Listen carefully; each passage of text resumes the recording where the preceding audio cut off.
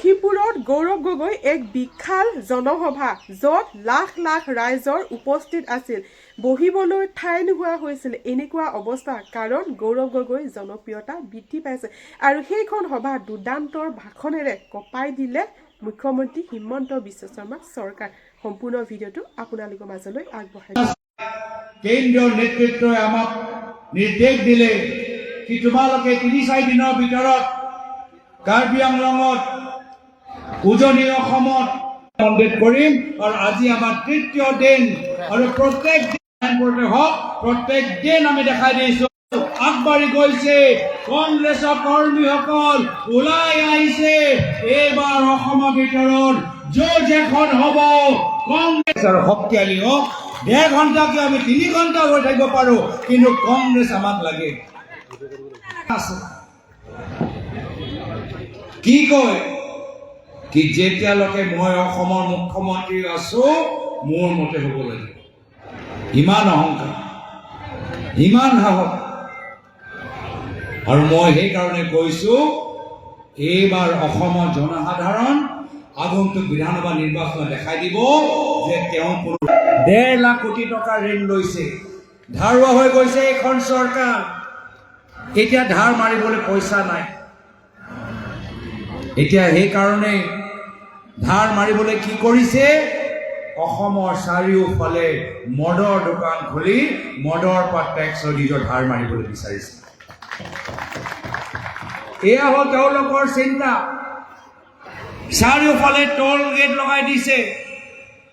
বসুন্ধৰাৰ যোগেদি আপোনালোকৰ মাটি প্ৰিমিয়াম আগতকৈ বেছি বঢ়াই দিছে নাই বঢ়াওক কওকচোন। কিয় বঢ়াইছে? ধাৰ মাৰিবলৈ। মদৰ দোকান চাৰিওফালে কিয় খুলিছে?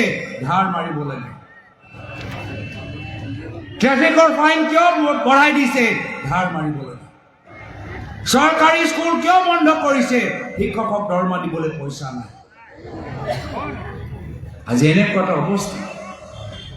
আৰু সেইকাৰণে এইজন মানুহ যিজন নিজকে ইমান অহংকাৰী আৰু শক্তিশালী মুখ্যমন্ত্ৰী নিজকে ভাবে, মই তেওঁক সন্মুখৰ পৰা কৈছো, হু ইজ হিমন্ত বিশ্ব শৰ্মা? কোন হয় হিমন্ত বিশ্ব শৰ্মা? কোন হয় হিমন্ত বিশ্ব শৰ্মা?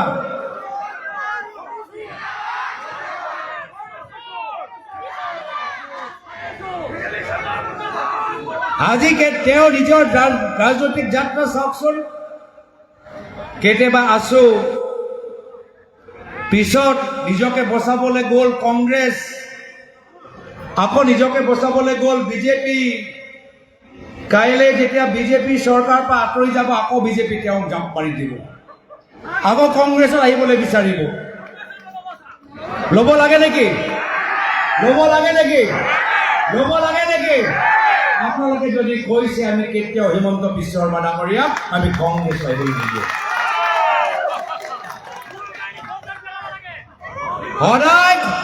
সদায় ভোটৰ লগত গৈ থাকিব। য'তে ক্ষমতা তাতে তেওঁ।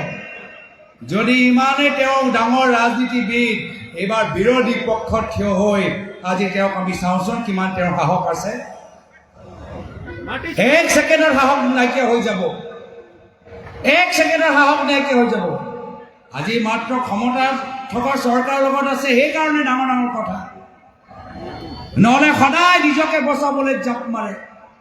যিদিন বিজেপি যাব সেইদিন আকৌ জাপ মাৰিব। কিন্তু আপোনালোকৰ কোৱাৰ দৰে আমি দৰ্জাটো বন্ধ কৰি ৰাখিম। হ'ব?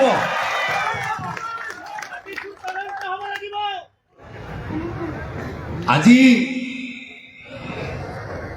মোক মনত পৰে আৰু আমাৰ দলৰ বহুত জ্যেষ্ঠসকলে মোক কয়, দিল্লীত গ'লেও মোক কয় যে গৌৰৱ, তুমি যে ইমান হিমন্ত বিশ্ব শৰ্মা কৈ থাকা, তোমাৰ প্ৰায়ত পিতৃয়ে তেওঁক ইমান ৰক্ষণা বক্ষণা দিলে, তুমি জানানে? আৰু মই কৈছো হয়, ময়ো জানো, তেখেতেও জানে। আৰু সেইকাৰণে শেষত গৈ প্ৰায়ত তৰুণ গগৈদেৱে আফচোচ কৰিছিল কি তেওঁক যথেষ্ট তেওঁৰ দলৰ সতীৰ্থসকল জ্যেষ্ঠসকলে কৈছে যে সাৱধান হৈ থাকিবা, হিমন্ত বিশ্ব শৰ্মা ডাঙৰীয়াই এদিন বিশ্বাসঘাতক কৰিব। কিন্তু এজন পিতৃৰ দৰে হিমন্ত বিশ্ব শৰ্মা ডাঙৰীয়াক তেখেতে মৰম কৰিলে। বিভিন্ন ৰাজনৈতিক সমস্যাৰ পৰা বচাই ৰাখিলে। কোন হয় হিমন্ত বিশ্ব শৰ্মা? যিজন পিঠিত ডেগাৰ মাৰিলে আৰু প্ৰয়াত তৰুণ গগৈদেৱে কৈছিল যে হয় মই কেনেকৈ গম পাওঁ, মই সহজ সৰল মানুহ, মই সাধাৰণ মানুহ, মই অসমৰ ভিতৰত মাত্ৰ শান্তি আনিবলৈ চেষ্টা কৰিছিলোঁ, অসমৰ ভিতৰত কিবা এটা কাম হোৱাটো মই বিচাৰিলোঁ, বিশ্বাস কৰিলোঁ, এজনৰ ওপৰত খুলিবলৈ দিলোঁ তেখেতৰ চেনেল। মইনো কেনেকৈ গম পাম যে এদিন মোৰে পিঠিত তেওঁ ডেগাৰ মাৰিব। আফচোচ প্ৰকাশ কৰিছিল আৰু এটা কথাও কৈ গৈছিল যে মোৰ পিঠিত তেওঁ ডেগাৰ মাৰিলে, কিন্তু সৰ্বানন্দ সোণোৱাল ডাঙৰীয়া বুকুত তেওঁ ডেগাৰ মাৰিব। আৰু সেইটোৱে হ'লনে নহয়? 2021 চনত প্ৰয়াত তৰুণ গগৈদেৱৰ কোৱা কথাখিনি সঁচা প্ৰমাণ হ'ল।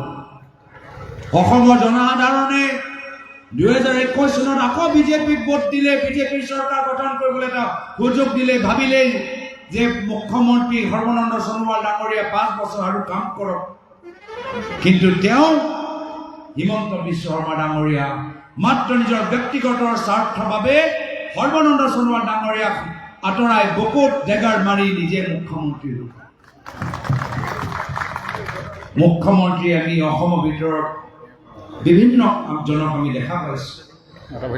মই কিছুমানৰ নাম ইতিমধ্যে ল'লোঁ, কিন্তু হিমন্ত বিশ্ব শৰ্মা ডাঙৰীয়া দৰে ইমান মিছলীয়া মুখ্যমন্ত্ৰী মই আগতে কেতিয়াও মই দেখা পোৱা নাই। মোক আকৌ পাকিস্তানৰ লগত সম্পৰ্ক লগাবলৈ বিচাৰে, কওকচোন। 1 বছৰ হৈ গ'ল, প্ৰমাণ দিব পাৰিলে? দিছে নেকি? ক'ৰবাত দেখিছে নেকি? 10 ছেপ্টেম্বৰ কিবা হ'ল নেকি? তেওঁতো নোৱাৰিলে, কিন্তু আমি নিজৰ কথা ৰাখিলোঁ। 10 ছেপ্টেম্বৰ পৰা প্ৰত্যেক মাহৰ 10 তাৰিখে আমি কংগ্ৰেছ দলক, আমি বিজেপিৰ পৰা মানুহ লৈ আমি কংগ্ৰেছ দলত আমি যোগদান কৰা হয়।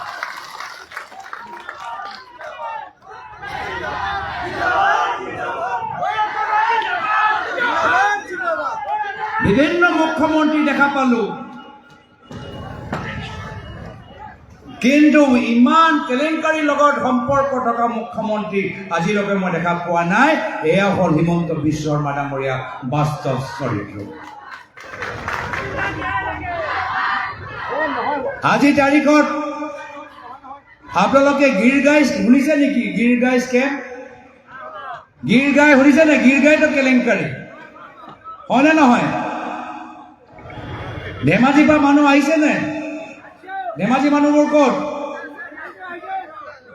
ধেমাজিৰ ভিতৰত চাউল চুৰ ওলাইছে শুনিছোঁ, হয়নে নহয়? ধেমাজি FCIৰ পৰা চাউল চুৰ ওলাইছে শুনিছোঁ মই। লখিমপুৰৰ মানুহ আহিছেনে নাই আহা? আহিছে।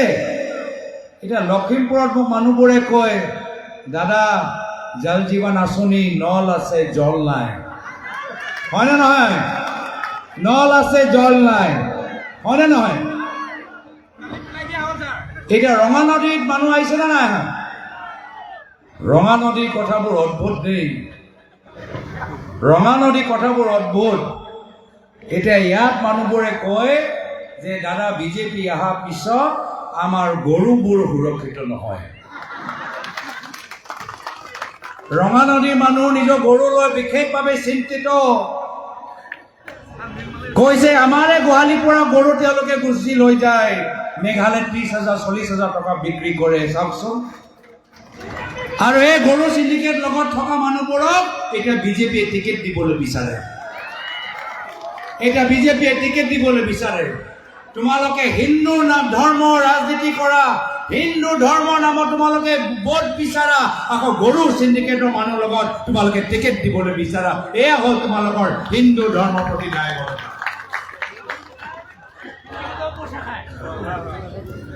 আজি মাজুলী মানুহ আহিছে নে নাই? মাজুলী মানুহবোৰ ক'ত?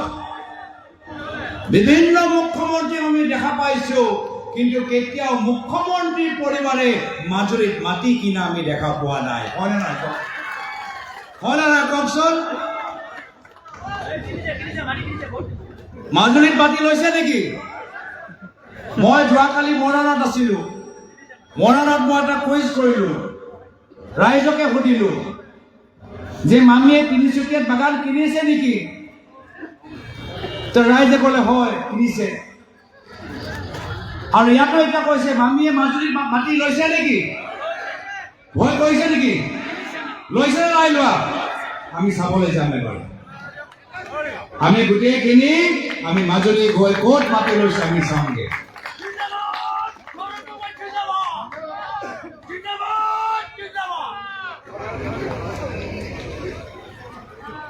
আজি ক্ষমতা আমি ওচৰত দেখা পাইছো। মোৰ প্ৰয়াত পিতৃ 3বাৰকৈ মুখ্যমন্ত্ৰী আছিল, কিন্তু কেতিয়াও নিজৰ ল'ৰা নামত কোম্পানী খোলা নাছিল,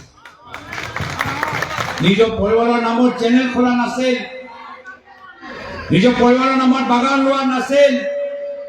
আৰু এতিয়া হিমন্ত বিশ্ব শৰ্মা ডাঙৰীয়া নিজৰ ল'ৰা নামত 18টা কোম্পানী আছে। আমাৰ যুৱকসকল হঠাৎ আমাৰ অসমত যুৱকসকলৰ ওচৰত চাকৰি নাই, হাজিৰা কৰিবলৈ সুবিধা নাই, যাব লাগে অৰুণাচললৈ, যাব লাগে তামিলনাডুলৈ, যাব লাগে কেৰেলালৈ, আৰু তেওঁ নিজৰ ল'ৰা নামত 18টা কোম্পানী খুলি দিছে। ড্ৰাগছৰ এটা ব্যাপক সিন্ডিকেট, চাৰিওফালে মদ, কিন্তু হিমন্ত বিশ্ব শৰ্মা ডাঙৰীয়াৰ কোনো চিন্তা নাই। তেওঁ মাত্ৰ এতিয়া চৰকাৰী স্কুল বন্ধ কৰি নিজৰ প্ৰাইভেট স্কুল খোলাত তেওঁ ব্যস্ত হৈ আছে। অদ্ভুত কথা। আজি খাৰদাই কওক, লুইচ বাৰ্জাৰে কওক, গীৰদাই কওক, টাডা কওক, মানৱেন্দ্ৰ শৰ্মাৰ মৃত্যুলৈ কওক, এটা এনেকুৱা জঘন্য এটা কাণ্ড নাই য'ত হিমন্ত বিশ্ব শৰ্মা ডাঙৰীয়াৰ নাম নাই।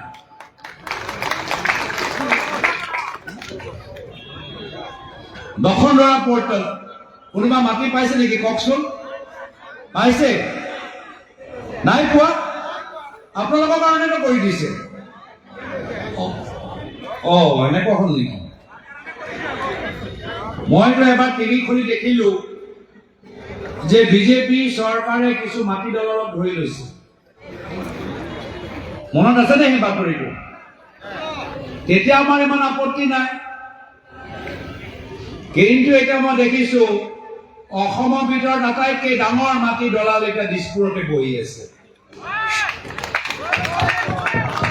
এতিয়া অসমৰ প্ৰায় জনজাতিৰ প্ৰায় 40,000 বিঘা মাটি এতিয়া আদানী, আম্বানী আৰু পতঞ্জলি দি হৈ গৈছে।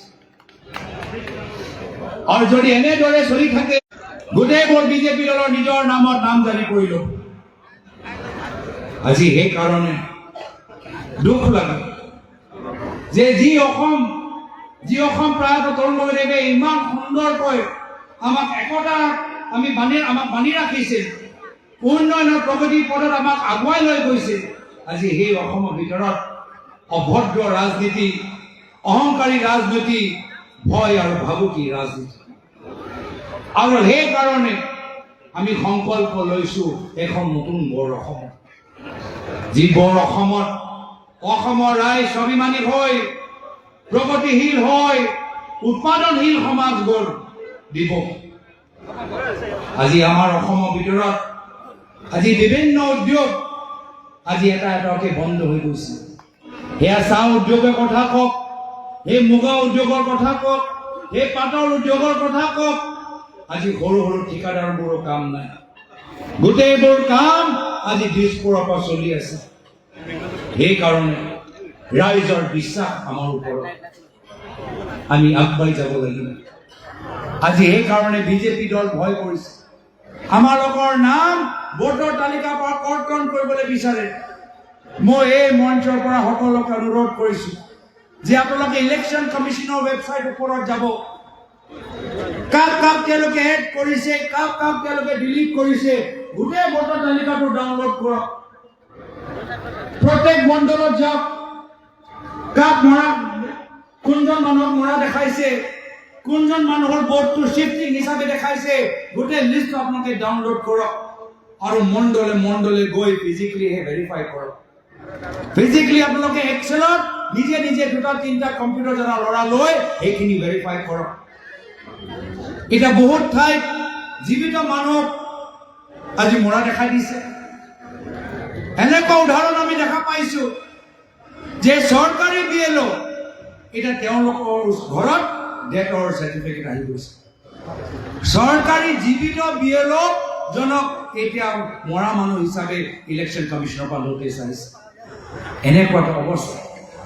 তো সেইকাৰণে এই সময়ত আমি নিজে দায়িত্ব ল'ব লাগিব যে কোনজন ডেথ দেখাইছে, কাক তেওঁলোকক চেফটি দেখাইছে, সেইজন মানুহক আমি ফৰ্ম 2টা আমি তৈয়াৰ কৰিছো, তেওঁলোকৰ ওচৰত লৈ যাব লাগিব আৰু সহায় কৰিব লাগিব হিয়াৰিঙৰ সম্পৰ্কত যে কেনেদৰে নিজৰ ছাপৰ্টিং ডকুমেণ্ট লৈ তেওঁলোকে নিজৰ নাম আজি ভোটৰ লিষ্টৰ ভিতৰত অন্তৰ্ভুক্ত কৰিব। নিৰ্বাচন আহিব, নিৰ্বাচন যাব, কেতিয়াবা কংগ্ৰেছ দল জিকিব, কিন্তু কেতিয়াবা কংগ্ৰেছ দল হাৰিব। কিন্তু এইবাৰ দেখিছো যে এটা ৰাজনৈতিক দল, বিশেষকৈ ভাৰতীয় জনতা পাৰ্টি দল ক্ষমতালৈ ইমানেই লোভীয়া, এতিয়া ভোটৰ তালিকাটো হতিয়াৰ দৰে ব্যৱহাৰ কৰিবলৈ বিচাৰে, হতিয়াৰ দৰে ব্যৱহাৰ কৰিবলৈ বিচাৰে। আমি দেখিছো ভোটত কি হৈছে, ইলেকশ্যন কমিশনৰ অফিচত এতিয়া বিজেপি মানুহ বহি আছে। আমি দেখিলো সেইদিনা বিজেপি দলৰ জুম মিটিঙত কেনেদৰে এইখিনি কথা তেওঁলোকে পাতিছিল। আমি FIR দিলো, কিন্তু আজিলৈকে আমাৰ FIR ওপৰত কোনো একশ্যন লোৱা নাই। কিয়? যিসকলে সেই জুম মিটিঙত ভাগ লৈছিল তেওঁলোকৰ ফোন, তেওঁলোকৰ লেপটপ আজি তাৰিখত কিয় তদন্ত কৰা পিছত চিজ কৰা হোৱা নাই? আমি জানিব লাগিব। আমাৰ বিশ্বাস কি যদি ৰাইজ সজাগ হয়, যিমানে তেওঁলোকে এইখন ইলেকশ্যনৰ ভিতৰত বিভ্ৰান্তি সৃষ্টি কৰিবলৈ যিমানে কষ্ট কৰক নকৰক, আমাৰ ৰাইজ সজাগ হৈছে, ৰাইজ একত্ৰিত হৈছে। আমি যিকোনো পৰ্যায় আমি বিজেপি দলটোক পৰাম আৰু কংগ্ৰেছৰ নেতৃত্বৰ চৰকাৰ আমি গঠন কৰিম।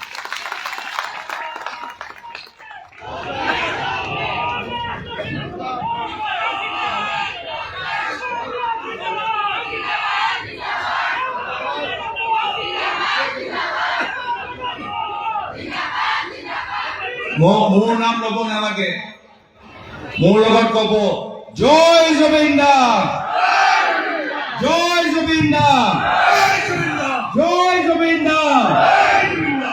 আমাক জুবিন দাৰ বাবে ন্যায় লাগে নে নালাগে? ন্যায় লাগে নে নালাগে? হিমন্ত বিশ্ব শৰ্মা ডাঙৰীয়া জুবিন দাক ন্যায় দিব পাৰিবনে?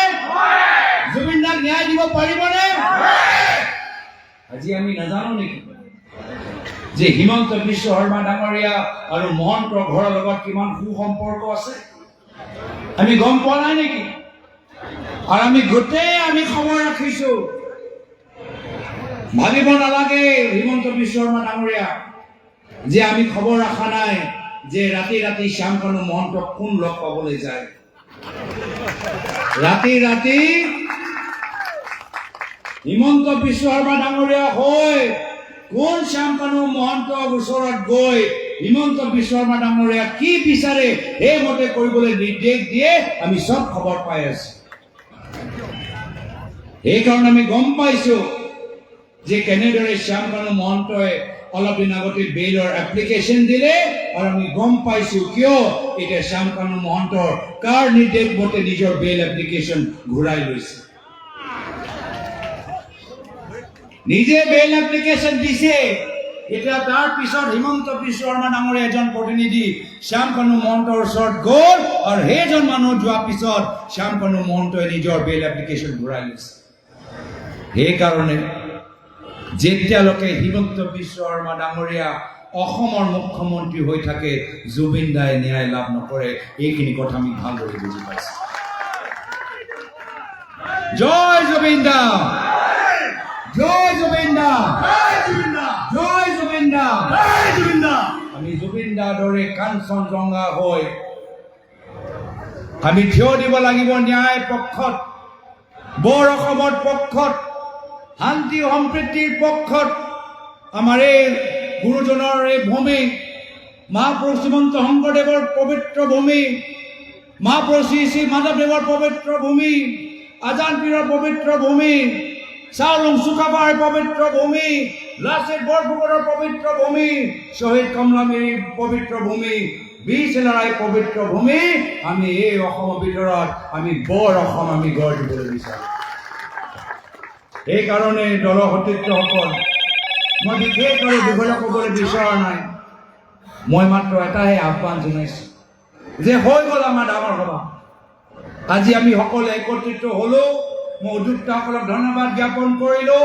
মাজুলী, শোণিতপুৰ, বিশ্বনাথ, লখিমপুৰ, ধেমাজি জিলা কংগ্ৰেছৰ বিষয়ববীয়াসকলক, ব্লক কংগ্ৰেছৰ বিষয়ববীয়াসকলক, মণ্ডল কংগ্ৰেছ বুথ কমিটি BLA সকলক, প্ৰদেশ কংগ্ৰেছৰ সম্পাদকসকলক, প্ৰদেশ কংগ্ৰেছৰ সাধাৰণ সম্পাদকসকলক, প্ৰদেশ কংগ্ৰেছৰ উপসভাপতিসকলক, প্ৰাক্তন বিধায়কসকলক, আমাৰ প্ৰাক্তন সভাপতি ভূপেন বৰা ডাঙৰীয়াক সকলোকে মই ধন্যবাদ কৃতজ্ঞতা জ্ঞাপন কৰিছোঁ।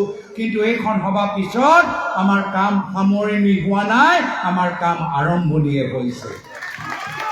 এতিয়া আৰম্ভই হৈছে, যুঁজ আৰু গৰম হ'ব। হ'বনে নহ'ব? হ'বনে নহ'ব? যুঁজ এখন হ'ব, যুঁজ এখন হ'ব, যুঁজ এখন হ'ব, যুঁজ এখন হ'ব, যুঁজ এখন হ'ব, যুঁজ এখন হ'ব। আমি যুঁজিম, আমি জিকিম, আমি যুঁজিম, আমি জিকিম, আমি যুঁজিম, আমি জিকিম। এই সাহসৰে লৈ, এই সাহস লৈ, এই আত্মবিশ্বাস লৈ আমাক যাব লাগিব ঘৰে ঘৰে, আমাক যাব লাগিব চুবুৰী চুবুৰী, আলিয়ে, বজাৰে বজাৰে। মানুহক আমি সাহস দিব লাগিব। মানুহে বিচাৰে কংগ্ৰেছ আহক আৰু তেওঁলোকৰ ওচৰত যোৱা আমাৰ কৰ্তব্য। ইতিমধ্যে আমি অলদিনৰ পিছত জিলা কমিটিসকলক অনুৰোধ কৰিম যে তেওঁলোকে বিভিন্ন ধৰণৰ তেওঁলোকে মানুহৰ লগত জনসংযোগ সমিতি তেওঁলোকে সৃষ্টি কৰক, যাৰ ফলত আমি এটা স্কেডিউল বনাই মানুহবোৰ, আমাৰ মানুহবোৰ যে এতিয়া মাত্ৰ আমাৰ সভাৰ ভিতৰত আবদ্ধ হৈ নাথাকে, গাঁৱৰ ভিতৰত যে যাবলৈ আৰম্ভ কৰে, তাৰ বাবে আমি কিছুদিনৰ পিছত আমি এটা প্ৰচেষ্টা হাতত ল'ম। দলৰ সতীৰ্থসকল, এইখিনিয়ে কথা যে মই ক'বলৈ বিচাৰিছোঁ। পুনৰবাৰ পলমকে হ'লেও চমু দুআষাৰ সামৰিছোঁ। ধন্যবাদ। জয় হিন্দ, জয় অসম, জয় সংবিধান, বন্দে মাতৰম। চৌৰাজ, আজি ভিডিঅ'টো এইখিনিয়ে আছিল। এইখিনিকে মই আপোনালোকৰ মাজলৈ আগবঢ়ালোঁ। ভিডিঅ'টো চাই যদি ভাল লাগিলে চেনেলটো ছাবস্ক্ৰাইব কৰি ৰাখিব আগলৈ এনেকুৱা ধৰণৰ ভিডিঅ'সমূহ চাবৰ বাবে। আজি এই ভিডিঅ'টো এটা সামৰণি মাৰিছোঁ। আজিলৈ বাই বাই।